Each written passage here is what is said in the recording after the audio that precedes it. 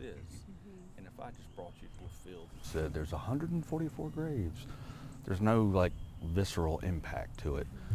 But markers, it lets you see them.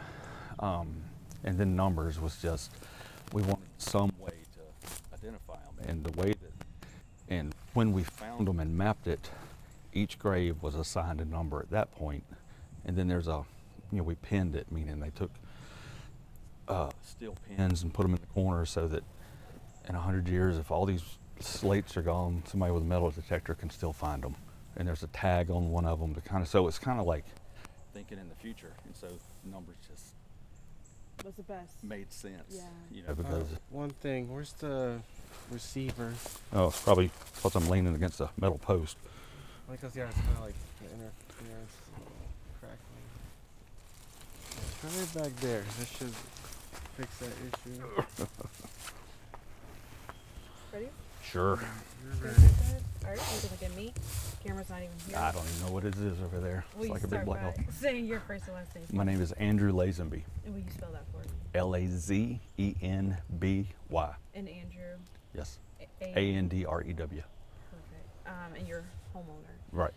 Could you talk a little bit about, I kind of read the backstory on how this all came about, but could you talk a little bit about, I guess, finding the first one? Okay. We, when we initially looked at the property to purchase, the previous owner mentioned that there was a graveyard on site. And after we agreed to purchase the property, we began to look around and we found it. And it actually, it brought up more questions than answers. And so we contacted the county to see if there was an abandoned graveyard, because there is a registry of known abandoned cemeteries. And it wasn't on the list, and so we invited the county out to, come and verify it. And there's about 8 or 9 headstone markers that were present. And as we began to clear it to make it easier for folks to get back here to inspect it, we began to find more and more depressions or more marker rocks. And so it just kind of grew from that standpoint, in that the more we cleared, the more we found, and it just kind of snowballed. And so you found more and more up until you found around 144. How Well, did we get there? We found more and more until we realized that this was a little, the last thing we wanted was to just make up a number. That was, that just, it was important for us to be accurate. So we hired a archaeology organization out of Charleston who have a history of mapping the Gullah Geechee Islands to come map it for us. And the first day that they were here with a ground penetrating radar, they found 122 graves. And that was the area that we had contracted for.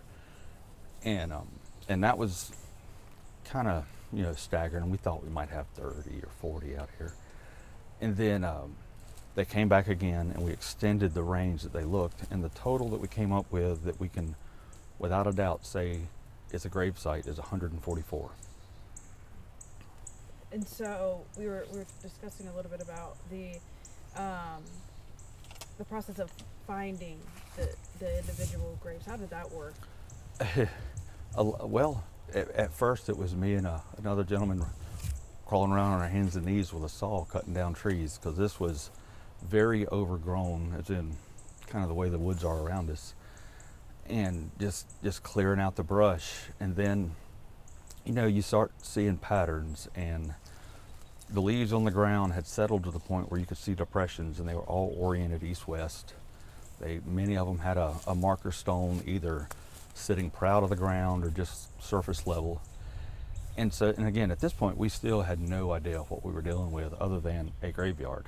It wasn't for, I'd say, another 6 months before we really could say without a doubt, who these folks were, what they were associated with, and, how they got here. And so how did it, what was the determination that this is a slave grave site? Well, we tried to make it be everything else, because if you kind of confirmation bias, you can go down a rabbit hole and convince yourself of anything. So we looked at Civil War, we looked at Revolutionary War battles, we looked at if there was historically a community that was in this area, if there were old churches in this area, pandemics, sicknesses, large families that were associated with the area. And it kept coming up with nothing. This part of South Carolina was once North Carolina, and so the records are sort of disjointed between the two states. And out of the blue, a gentleman came up one day and said, "I think y'all are looking for this map."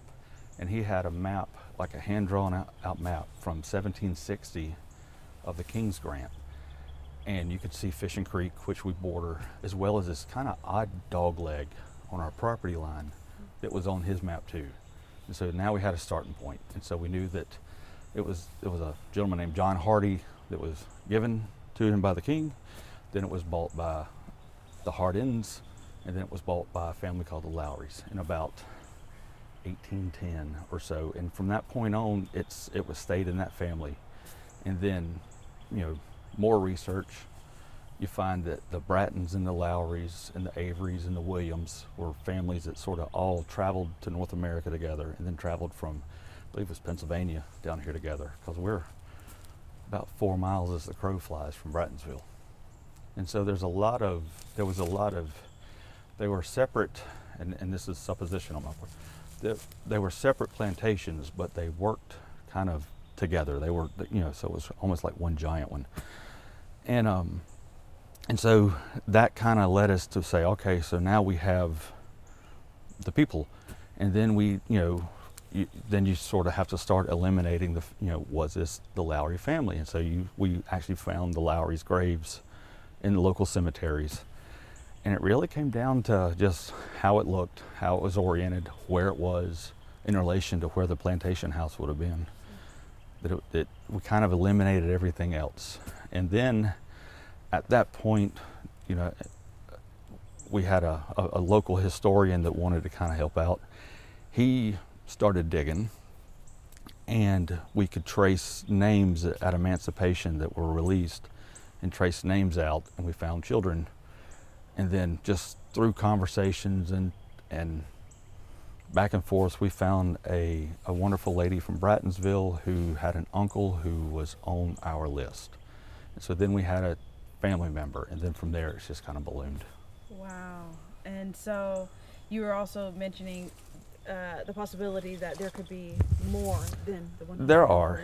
I have had a crash course in cemetery history, and a cemetery such as this, the trees would not have been here when it was made. These were old cotton fields, and as trees grow up, it disturbs the ground and it messes up the radar returns when they're doing searches.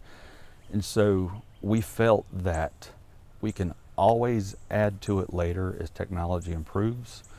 We didn't ever want to be in a position where we were subtracting graves, so we were pretty conservative on what we counted as a grave. So with us and the archaeology group, you know, we had to have 3 corners or 2 sides, and it's amazing how clear of an image you can get on those machines. And so we were pretty confident with what the number that we finally came up with. However, there's dozens and dozens more anomalies out here that are quite possibly additional graves. We just couldn't say beyond a shadow of a doubt. Our goal is not to disturb these folks, but it is to make sure that they're getting the respect they deserve. And it's just part of the process. And so it was, you know, we had a few archaeologist groups out here, and there was a college that kind of came out and helped out. And my wife and I, you know, we wanted to help, but we did a lot more watching, you know, just because it was professionals. So. And so, again, with the 144, so these are markers that you all have placed out here, which looks amazing, by the way. Thanks. And so, but you said going through the process of determining names versus giving them numbers. What did that look like? Well, being able to accurately assign names is close to impossible. Unfortunately, these folks, in the way that they were treated, did not have a chance to record family members and where they were buried. They were typically buried at night after the workday. 3 or 4 guys and someone who like ran, kind of a supervisor, would come out and they would bury them and move on. It, you know, unfortunately, that was the way, you know, it was ran. So figuring out exactly who is where would be extremely difficult, if not impossible. However, so as we started to do this, we, of course, for records keeping, started numbering them. And the way that they're marked is not only with a headstone, but the corners are pinned so that in the future, someone with a metal detector, they can always be found. They won't get lost again. And we decided just numbers were probably a better way to represent it than anything else, or just a blank stone. And it also gives you more impact of what you're seeing, and that these are actually folks that had hopes and dreams and lives and children, and they just kind of ended up in the woods, and we just couldn't really abide with that. And then again, following up with the restoration process, we did see, I mean, clearly there's a fence out here now, and you said you're working on getting something else just to... Right, we're just to kind of finish it off. I mean, part of it is this was never done for any other reason than my wife and I felt it was, I couldn't imagine my grandparents being out in the woods, and these folks, they really built what we have now. And so to honor them, we wanted to make it as close to a cemetery as possible, and part of that is delineating the space. And so me and a gentleman out of Mooresville designed posts, and we put the post in, and we chose chains just for visual and ease and ability to move stuff around. And so all this land is under a conservation easement, so it's never going to be developed even after I'm long gone. But we still wanted to make sure that there was whoever owns this property after we do, there's a visually impactful, lasting show of what's here. That's brought up other questions like, who do we leave this to? How do we ensure that this is taken care of? And we're still looking for, for organizations that we can work with on it. But for the most part, it's just kind of been, we just wanted to make sure it was right as we could make it. That's all the questions I have for you. Ready? It's good to go, Vinny? I think we're good. Could we Absolutely walk through? Mm-hmm. That's for the stream. They can have that. Yeah. They wanted it to be straight for the stream, but I do want to walk through and kind of walk and talk a little Okay. All right, just to show you what we initially found. And again, we've mostly cut them out, but there's still a few bumps and stumps here and there. When we initially first found this, found these stones sitting up proud, and again, they were just out in the middle of the woods. And if you get close to them, you'll notice they have letters carved in them, which is like that one has an I, then there's a T and an H and a C, EC and an 8. So there's lots of different, things that led us to believe that this wasn't, just some random cemetery somebody put out here. Mm-hmm. And so that was sort of the county. When I first spoke to them, they were, people find rocks in the woods all the time. I'm like, well, these have letters on them. So they got a little more excited. But we would also find stones such as this, that were pretty much just sitting at the head of the grave. And it was just a simple marker, because to our understanding, after a certain point in time, I want to say 1830s, they weren't allowed to mark graves anymore. They weren't allowed to show what was going on. And so they would use just a piece of field stone or a chunk of quartz, and depending on if it was an adult or a child, in some places a quartz meant it was a child. In some other places it meant different things. And we don't know. But we do know that they were marked out. And then as we were setting the headstones, we would sometimes find just below grade another rock about the size of a football. And so we'd bring it up where it could be seen. The other thing that led us to this is there's this plant right here called periwinkle. And in the spring it has this pretty little blue flower. And this plant originated in North Africa, moved to Europe, and then was transported over here. And you often find it in graveyards because it grows really dense and kind of chokes out other plants. And so this is one of these plants that if you find this or daffodils or yucca plants in the middle of the woods, you know there was a house there, there was some type of impact. And this is really indicative of cemeteries. And so that once we found that, it was kind of like, all right, there's something back here. And we just kind of kept, kind of picking at it until we found it. There's about 12 acres of it, so it didn't help us narrow it down quite as much as we had hoped. But we eventually just kind of, just rambling around, we found it. Wow. And so I guess when you all found the first few rocks or tombstones, just I guess what really went through your mind? And knowing what it is now. Not knowing what it was then, it was eerie's not the right word. Heavy is, because you realize that, we were sure from the start that these were most likely people, and it's just the idea of, and knowing that there's many, many abandoned and lost cemeteries in the county and in the state. It was kind of it was heavy. You kind of sit there and look at this and you start wondering, who this was, what got them here, how, just kind of, you start trying to figure the story out. And then, as I mentioned, as we started to clear further, it just kind of grew and grew. And, like I said, we joked that, we said we were going to do all this when we only thought there were about 20. But, I don't know, we want folks to just see the human toll that in this little corner of South Carolina that slavery had, because it's not taught.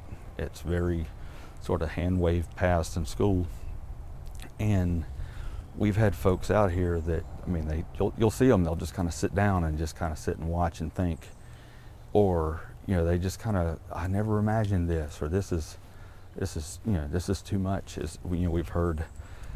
And it's been a neat chance to educate folks in that, it wasn't, the stereotypical plantation. It was a forced labor camp. These folks worked to death. And, I can remember I had a group of ladies out here, and nice as they could be, but I kept referring to it as a forced labor camp. And one of them leaned over and said, "Honey, it was a plantation." And I'm like, well, that's what it was, And you kind of saw the light bulb click, that she realized that it wasn't this stereotypical Disney idea of plantations. It's made me learn a lot of local history that I thought I knew, but the more I dug into it, the more I realized I didn't know, or it was just kind of overlooked. And again, at the end of the day, it was just, these folks deserve to be marked and remembered, so this was the best way that we could figure out how to do it. You guys did great. Thank you. Did an amazing job. Wow. But it turned into fun in that we had different artists would get a hold of us, and the gentleman that carved the stones is this neat little fella out of Pumpkin Town, South Carolina, who was one of the last slate stone carvers in America. And he just, I called him initially when we found the headstones, just simply because he was sort of a resource to find out about markers. And he just casually mentioned, if y'all ever do something, let me know. And so we called him back once we decided to mark them this way. And he, we were expecting, 2 or 3 years out because of his normal orders. But he just started working on them when he had a few minutes here or there, and got them all finished in less than a year. And was this out of pocket for you all? Yes. So everything here was out of pocket. Everything was out of pocket.